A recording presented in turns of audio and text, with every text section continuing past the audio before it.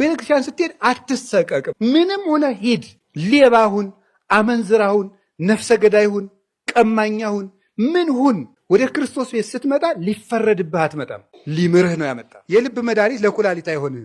ለኩላሊት የሚሆነው ለጨጓራ ይታዘዛል። ለሌላ መሆኑ ቀርቶ ሳይድ ኢፌክቱ በቀረልን። የእግዚአብሔር ቃል ግን ለሁሉም በሽታ የምናዘው አንድ መድኃኒት ነው። መድኃኒቱ አንድ ነው፣ ለሁሉም በሽታ ይታዘዛል። አንድ ሰው የእግዚአብሔር ስለሆነ ጤና ያገኛል ማለት አንችልም። የእግዚአብሔር ባለመሆኑ ጤና ያጣል ማለትም አንችልም። ታማችሁ ጸበል ተጠምቃችሁ ስላልዳናችሁ እግዚአብሔር ትቷችሁ አይደለም። ስለዳንም ከሰው ለይቶ እግዚአብሔር ስለወደደን አይደለም።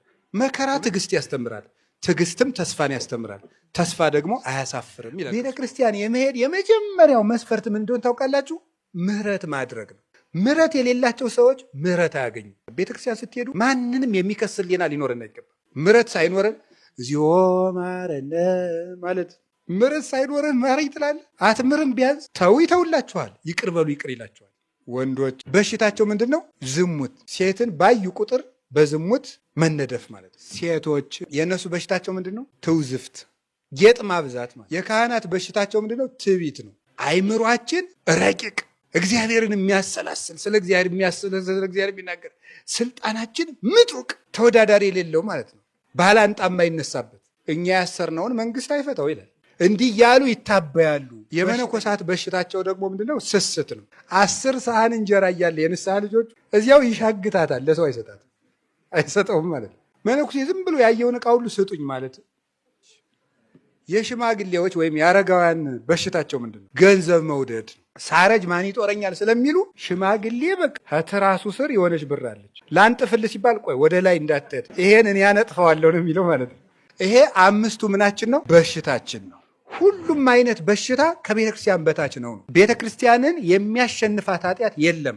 ምንም የኃጢአት ማህበር ቢኖር ከጌታችን ከኢየሱስ ክርስቶስ ደም በላይ የሚሆን ኃጢአት የለም። ምንም ነገር ቢሆን በሱ ደም ይደመሰሳል። ምንም ኃጢአት ከእግዚአብሔር ይቅርታ በታች ነው። የሥላሴን ስም ማጥናት መማር፣ በሥላሴ ስም መመካት፣ በአብ በወልድ በመንፈስ ሲበሉ አማትቦ መብላት፣ ከቤት ሲወጡ አማትቦ መውጣት፣ ወደ ቤት ስትገቡ የራሳችሁ ቤት እንኳ ቢሆን አማትባችሁ መግባት፣ ውላችሁ ወጥታችሁ እንኳ ቢሆን ተመልሳችሁ ስትገቡ አማትባችሁ መግባት፣ የራሳችሁን እስክብሪቶ ለሰው አውሳችሁ እንኳን ቢሆን ሲመለስ አማትቦ መቀበል፣ የትም ቦታ ላይ የሥላሴን ስም ማህተም ማድረግ ነው። የጌታችን መድኃኒታችን ኢየሱስ ክርስቶስን ስም መጥራት። ሰይጣን ኢየሱስ እንደሚባል ስም አድርጎ የሚጠላው ነገር የለም። ታውቃላችሁ? ይሄን እውነት የለም። የእግዚአብሔር ልጅ ጌታዬ ኢየሱስ ክርስቶስ ሆይ ማረኝ ሲባል ከሰማይ በታች ከምድር በላይ ከምድር በታች ያለ ጉልበት ሁሉ ለኢየሱስ ክርስቶስ ስም ሊሰግድ ይገባል። ስለዚህ በጌታችን በኢየሱስ ክርስቶስ ስም መመካት፣ ስሙን ጠርቶ መተኛት፣ ስሙን ጠርቶ መውጣት፣ ትራንስፖርት የሚሆን መንገድ ላይ የሚሆን የእሱን ስም እየጠሩ መሄድ። በኢየሱስ ክርስቶስ ስም ድል የማይነሳ አጋንንት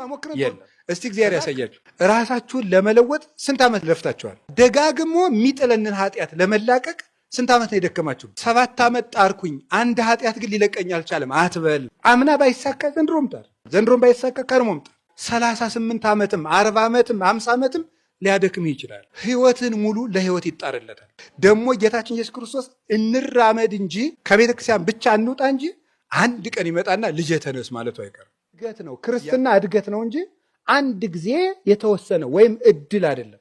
እንደ እድል ተሰጥቶ አንድ ያለቀ ነገር አይደለም። ድኛለሁ አይደል ብለህ የምትኖረው አይደለም። ሁልጊዜ መዳንህን ከክርስቶስ ጋር ይዘህ የምትቀጥለው ነው። ስትወድቅበት የኖርከው ስጋ ወደ ስህተት ሲጥልህ፣ ወደ ዝሙት ሲጥልህ፣ ወደ ሌብነት ሲጥልህ፣ ወደ ውሸት ሲጥልህ፣ ወደ እንቅልፋምነት ሲጥልህ፣ ወደ ሆዳምነት፣ ወደ ዘረኝነት፣ ወደ ስድብ ሲጥልህ የነበረውን ስጋ ተሸከመው። አሁን ግዛውና ወደ ገነት ይዘው ሂድ።